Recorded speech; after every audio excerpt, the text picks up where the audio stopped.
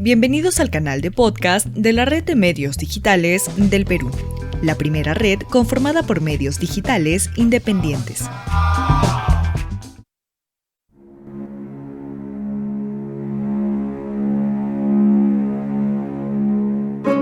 De acuerdo al sistema de registro del certificado de nacido vivo, se observa que, de enero a diciembre del 2020, hubieron en el Perú un total de 26 recién nacidos de niñas de 10 años a menos de edad.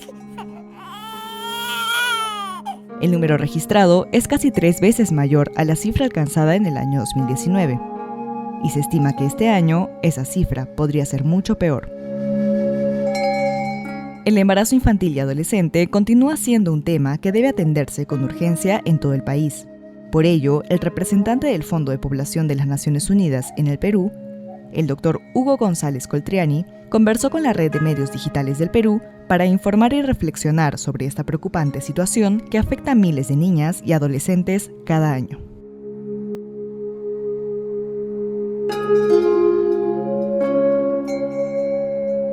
En primer lugar, el estudio que ustedes hacen mención lo que trata de revelar es que el problema de una menor embarazada no es únicamente una situación que atañe a ella o a su familia, ¿no? Es una situación que afecta a toda la sociedad.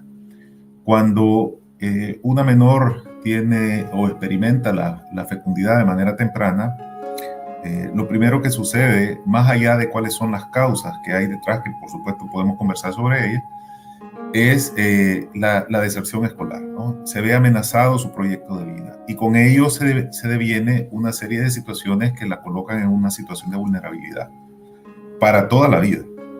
Entonces, hablar de embarazo en adolescente es hablar de los derechos de las niñas y por supuesto hablar de los derechos de las mujeres en sociedades donde amerita cada vez más colocar los derechos de las niñas y de las mujeres a la autonomía corporal para que tomen decisiones sobre su propia vida, que sus aspiraciones se vean cada vez más alcanzadas de acuerdo a sus preferencias y planes, ¿no?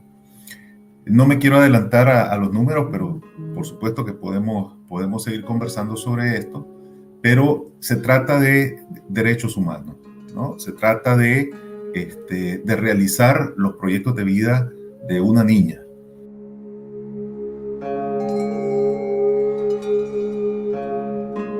La salud sexual y reproductiva, no solo de las mujeres, ¿no?, sino en general de las personas, ¿tiene en nuestro país el enfoque o el abordaje necesario que se requiere? Mira,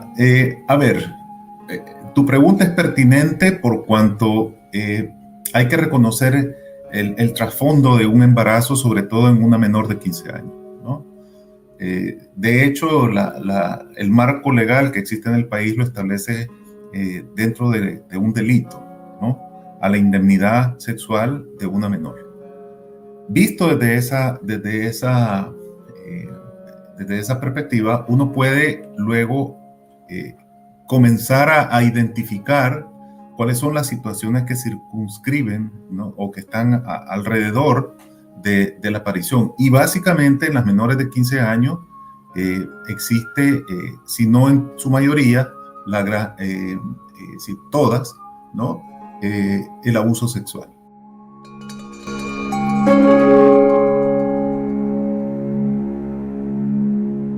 Le digo esto, vas a tener un bebito. Uy, ay, ¿para qué lo dije así? Me abrazó la criaturita y lo único que me pedía, profesora, ayuda, y así suavita, yo no quiero que mi barriga crezca. Y ay, me decía, profesora, ayúdame, que no quiero yo. Antes de tener mi hija, bueno, yo andaba en la adolescencia de salir, de divertirme con mi hija. Bueno, me ha cambiado un poco mi vida. Me siento bien y hay días que me siento mal. Pero ¿para qué decir me siento mal si ya tengo mal?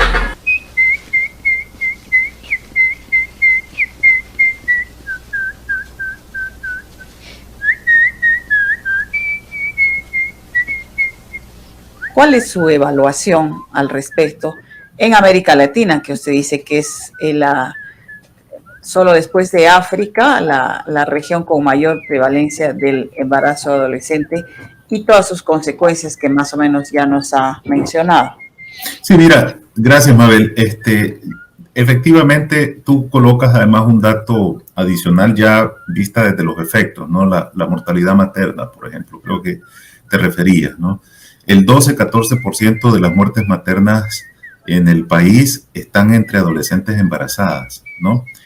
Pero cuando uno observa dentro de esas lamentables muertes maternas, la edad de estas menores de 19 años, el 50, un poquito más del 50-59% está en las menores de 17 años. Es decir, hay 4 veces más un riesgo de morir entre las adolescentes embarazadas que con respecto al otro grupo, ¿no? Y además de eso, también al recién nacido hay también efectos, etcétera, ¿no? El derecho en realidad no atañe a la edad, atañe a la mujer en su dimensión de ser humano. Y eso es lo que las sociedades debemos de entender. Y eso es lo que los hombres debemos de entender. Y es ahí donde debemos de desafiar los patrones culturales que lamentablemente se han naturalizado de esta manera y que muchas veces no han permitido favorecer la diseminación de la información y la evidencia de las razones sobre las cuales, por qué es importante favorecer los proyectos de vida de las adolescentes. Solo agrego algo más a tu pregunta inicial. El 40% de las adolescentes que experimentaron la maternidad a edad temprana experimentan un segundo embarazo, un 15% de ellas, en un lapso menor a 24 meses.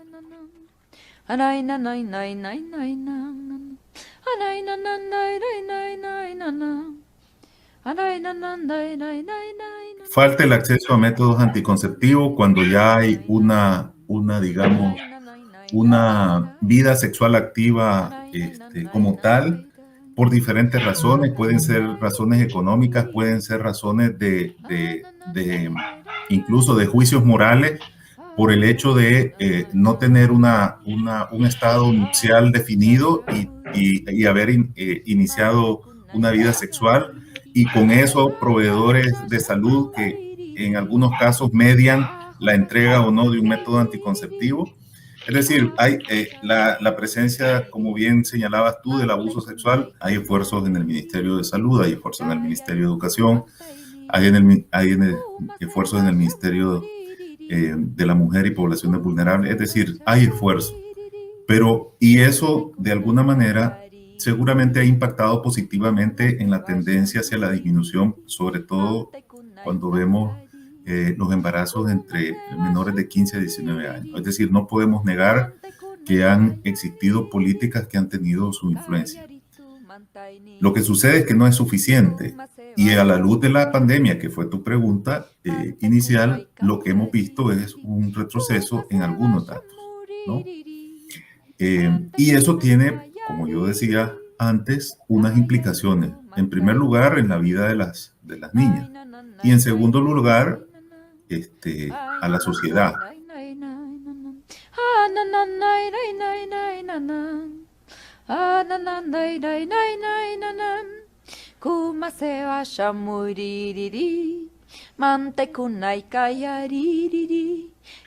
¿Cómo cambiar esa mentalidad? ¿Qué debería hacer el Estado para poder lograr cambiar esa mentalidad de embarazar jóvenes en esta zona del país? La educación integral para la sexualidad habilita a las y los jóvenes desde temprana edad a diferenciar, por ejemplo, cuando están ante una situación de abuso o de acoso sexual, y poder hacer la comunicación con la persona que ellas o ellos más confían para poder de alguna manera salvaguardar su integridad, por ejemplo. Entonces, la educación habilita a tomar decisiones, habilita a estar consciente de la situación. Y no solamente habilita en sí misma a la niña, habilita también a los hombres a tener conciencia de que no debe de existir diferencias entre hombres y mujeres sobre el ejercicio de sus derechos. No hay razón por la cual un hombre deba de agredir a una mujer para tipificarlo un feminicidio, por ejemplo, que es la forma más extrema de esa violencia. Pero igual, el hecho de que exista, que se hayan triplicado los partos en menores de 10 años en el año 2020, manda un mensaje a la sociedad. Manda un mensaje que definitivamente debemos, como sociedad, reflexionar sobre las normas que están produciendo daños en la vida de las mujeres y sobre todo en la vida de las niñas. Entonces, la educación es algo. Segundo, bajo esa lente de interseccionalidad para poder definir, observar las diferencias que existen, también de forma intersectorial abordar la situación. Como yo decía, los medios de comunicación fungen un papel importante en educar a hombres y educar a mujeres sobre sus derechos y sobre las igualdades que deben de existir en el trato, en la participación, etcétera, ¿no? En el alcance de sus estudios. Y eso ayuda mucho al tema de la prevención. Y el otro factor que yo agregaría para no consumir mucho tiempo es el asunto de la impunidad, ¿no? Entre más exista impunidad, más laxos se vuelven estos antivalores, diría yo, ¿no? Por antivalores en el sentido de que producen daño en este caso a las niñas. Si no hay un sistema de justicia que acompaña y restituye los derechos de las sobrevivientes de estas situaciones, pues la sociedad inicia a naturalizar este tipo de situaciones. Cuando existe lo contrario, la sociedad se encarga de mandar un mensaje y el sistema de justicia envía un mensaje sobre que efectivamente esta situación no pasa desapercibida y requiere una pena.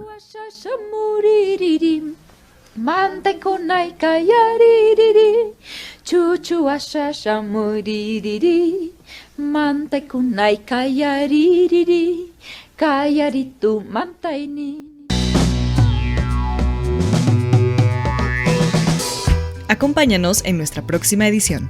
Somos la Red de Medios Digitales del Perú.